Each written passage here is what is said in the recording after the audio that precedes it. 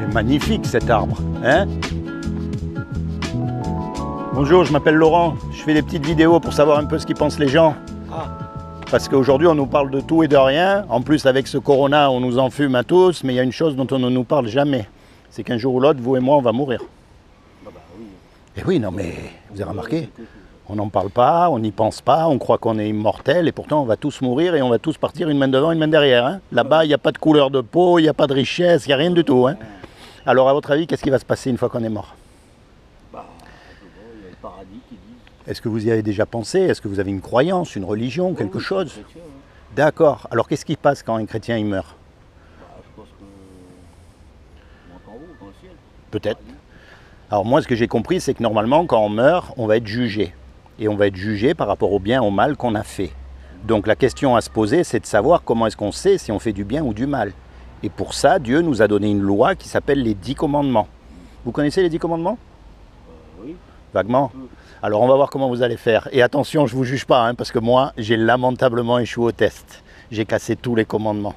Il y a un commandement qui dit « tu ne mentiras pas Oui, ». Est-ce que vous avez déjà menti? Ah oui. Comment on appelle quelqu'un qui a menti? Un menteur. Un menteur, ouais. Il y a un commandement qui dit « tu ne voleras pas ». Est-ce que vous avez déjà pris quelque chose qui n'est pas à vous? Peu importe la valeur. Hein. Ah non.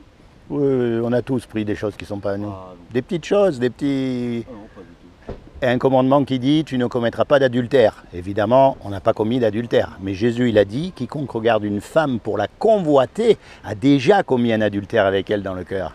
Eh, on est tous des hommes, Oui. c'est pas vrai? Ça, c'est vrai. Et c'est pour ça qu'elle est belle cette loi. Parce qu'en fait, elle montre qu'on ne peut pas se juger les uns les autres. On est tous pareils. Le péché, il est en nous depuis la naissance.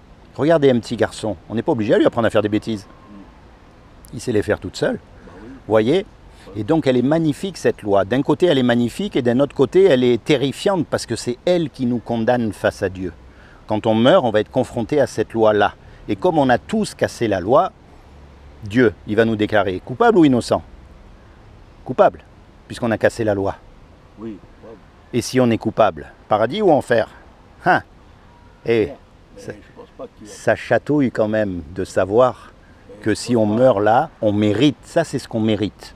Parce qu'on a cassé sa loi. Et lui, sa loi à lui, c'est pas comme une loi humaine. On ne peut pas l'acheter, on ne peut pas la changer. Et il est tellement saint, il est tellement au-dessus de nous qu'il ne peut pas voir même un petit mensonge. On est condamné, on est perdu. Ça, c'est la mauvaise nouvelle. Maintenant, il y a une bonne nouvelle dans l'histoire. Et vous m'avez dit que vous étiez chrétien, justement. C'est que Dieu, c'est un créateur. Vous voyez ce que je veux dire? C'est un créateur. Et un créateur, il aime ce qu'il crée. Un musicien, il aime sa musique. Un cuisinier, il aime les petits plats qu'il fait. Donc comme c'est Dieu qui a tout créé, il aime sa création. Et il aime les hommes puisque c'est lui qui les a faits. Et il ne veut pas les punir. Même s'ils méritent. Il ne veut pas les punir, il ne veut pas les condamner.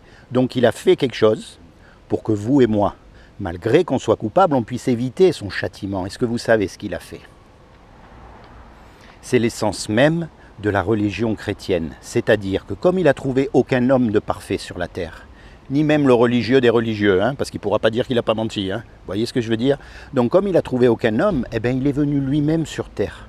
Et il s'est habillé avec un corps. Il a pris une forme humaine qui est Jésus. Et il a dit, quiconque croit que Jésus est le Fils de Dieu et qu'il est ressuscité des morts, il aura la vie éternelle à mes côtés. Mais ça ne suffit pas ça, parce que les démons, si vous croyez en Dieu, vous croyez aussi que les démons existent, on est d'accord? Oui. Eh bien les démons, ils croient et ils tremblent. La clé là-dedans, mon ami, c'est un mot qu'on appelle la repentance.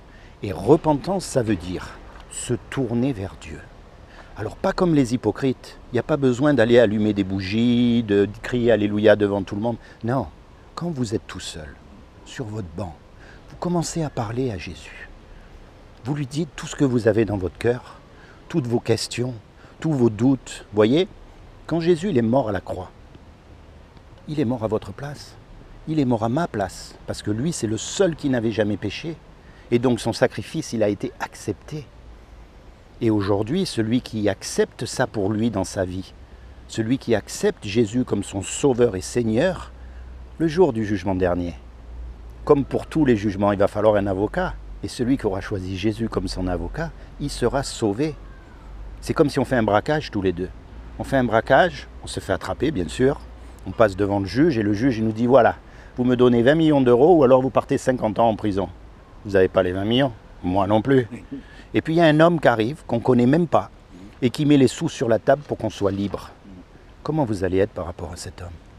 Vous allez être reconnaissant. Et quand il va vous demander un service, vous allez lui rendre. Il vous a sauvé la vie. Eh bien, c'est ce que Jésus il a fait pour nous. Nous, on ne le connaît pas. Nous, on n'en veut pas.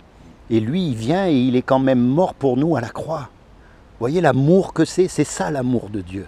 C'est pas juste il nous aime comme ça. Non, on est coupable. On mérite l'enfer. Mais lui, par amour, il est venu se sacrifier pour nous de façon à ce qu'on ait la vie éternelle. Vous avez une Bible à la maison? Non. Je vais vous offrir une Bible. Non, merci. Si, j'y tiens parce que vous savez pourquoi?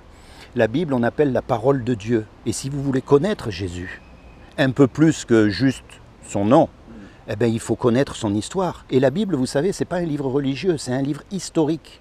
C'est-à-dire que tout ce que vous allez lire dedans, vous pouvez trouver ça avec les recherches archéologiques et tout ce qu'ils ont découvert aujourd'hui. Ce sont des faits historiques. Et qu'est-ce qui différencie la Bible de tous les autres livres? Car pourquoi pas le Coran? Pourquoi pas le livre des bouddhistes? Pourquoi pas? Ce sont des très bons livres, il y a des choses bien dedans, c'est sûr. Mais la différence, c'est que la Bible est le seul livre qui contient des prophéties accomplies. C'est-à-dire qu'il y a des hommes qui ont écrit des choses il y a 3000 ans, il y a 2000 ans, qui se réalisent aujourd'hui à la lettre. Et il n'y en a pas 2 ou 3, hein, il y en a des centaines. C'est pour ça que, raisonnablement, on peut penser que ce livre est d'origine divine. Vous voyez, ce n'est pas une foi aveugle, c'est une foi qui est basée sur des faits. Ok? Donc moi, je vous encourage, quand vous êtes tout seul, à lire ce livre, à vous rapprocher de Dieu, à vous rapprocher de Jésus. C'est lui, c'est une personne, c'est pas une religion. D'accord? Faites-moi confiance, vous allez voir. C'est juste un petit cadeau, hein, c'est rien d'exceptionnel. Hein. Je vous ai mis un marque-page. Il est là. Et je vous encourage à commencer dans le livre de Jean. Le livre de Jean raconte l'histoire de Jésus. Et vous allez connaître Jésus. Alors, lisez pas ce livre comme un roman. Oui. Chaque verset, chaque mot, voyez, vous le méditez, vous le pensez, vous parlez à Jésus, vous lui dites, mais qu'est-ce que tu as voulu dire là? Qu'est-ce que tu as voulu écrire? Voilà, et vous commencez comme ça à avoir une relation personnelle avec lui. Vous commencez à le connaître lui, et vous serez sauvés pour le jour du jugement dernier. Et si vous êtes sauvés, et que vous commencez à parler de Jésus autour de vous, à votre famille, c'est votre famille entière qui peut être sauvée. Voyez, vous êtes la porte d'entrée du salut de votre famille. Ce n'est pas automatique, il faut qu'ils vous suivent, bien sûr, mais vous avez une grosse responsabilité. C'est un peu comme l'histoire de Noé. Vous connaissez l'histoire de Noé? Oui. Celui qui a accueilli tout le monde sur le bateau. Tout le monde, tous les animaux. Et puis ses filles et ses beaux-fils. Vous voyez? Eh bien, c'est un peu ça. C'est comment votre prénom? Prasanna. Prasanna. Oula, ça veut dire quoi ça, Prasanna? Sri Lanka. Sri Lanka. Eh ben, ça veut dire quoi alors? Ça veut rien dire. D'accord, comment vous dites? Prasanna. Pratsana. Seigneur Jésus, je te demande vraiment que tu bénisses Pratsana, que tu te révèles à lui dans son cœur comme ton sauveur et son Seigneur, afin qu'il soit sauvé, afin qu'il puisse rentrer vraiment dans sa destinée éternelle. Bénis-le, Seigneur, accorde-lui le désir de son cœur, interviens dans sa situation de tous les jours. Bénis-le, ouvre-lui les yeux pour qu'il puisse comprendre ta parole et accorde-lui ton salut. Sois béni, mon ami, sois béni. Tu viens de loin, dis-moi. Toi, tu as vécu là-bas? J'ai vécu, je suis arrivé à l'âge de 3 ans. Ah, ben comme moi j'ai vécu au Maroc, je suis arrivé à l'âge de 3 ans. Mais t'es jamais retourné depuis? Ah si. Ah, d'accord, donc ouais, tu connais. C'est un autre monde. Ah, oui. Mais Dieu n'a pas de préférence. C'est tous les hommes. Il veut que tous les hommes soient sauvés, que tous les hommes se tournent vers lui, quelle que soit leur origine, quelle que soit leur religion.